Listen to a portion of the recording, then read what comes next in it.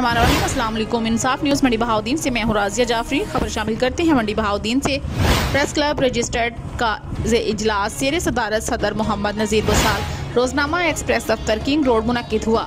इजलास में press club के दफ्तर और तकरीब हलफ बर्दारी समेत अहम अमूर पर बातचीत की गई। सदर प्रेस क्लब मोहम्मद नज़ीर बसाल ने इस मौका पर कहा कि सहाफ़त की गिरती हुई साख को बेहतर बनाने के लिए इक़दाम किए जाएंगे। हकीकी सहाफ़ती तंजीमों में बेहतरीन वर्किंग रिलेशन और इन्हें एक प्लेटफार्म लाने की कोशिशें की जाएंगी। वर्किंग जर्नलिस्ट के हकूक़ के तहफ़्फ़ुज़ के लिए तमाम वसाइल बुरेकार लाएंगे। General secretary CA Mazahar Hussain Zaidi, साबिक सदर उस्मान अली रांझा और सीनियर नायब सदर अमजद हुसैन चिश्ती ने इस मौका पर कहा कि मजबूत प्रेस क्लब ही सहाफ़ियों के तहफ़्फ़ुज़ का ज़ामन होता है।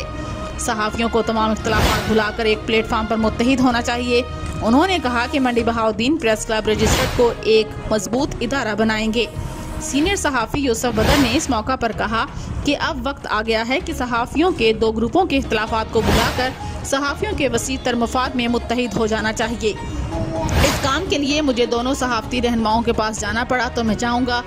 रिजवान खान नियाजी, मोहम्मद नासिर जावेद, तलत महमूद, अजमत शहजाद खोखर, असद अली ज़ैदी, एजाज मुगल, मोहम्मद अशरफ गोंदल, मोइनुल हक, तजम्मल जंजुआ समेत मेंबरान प्रेस क्लब ने भी शिरकत की।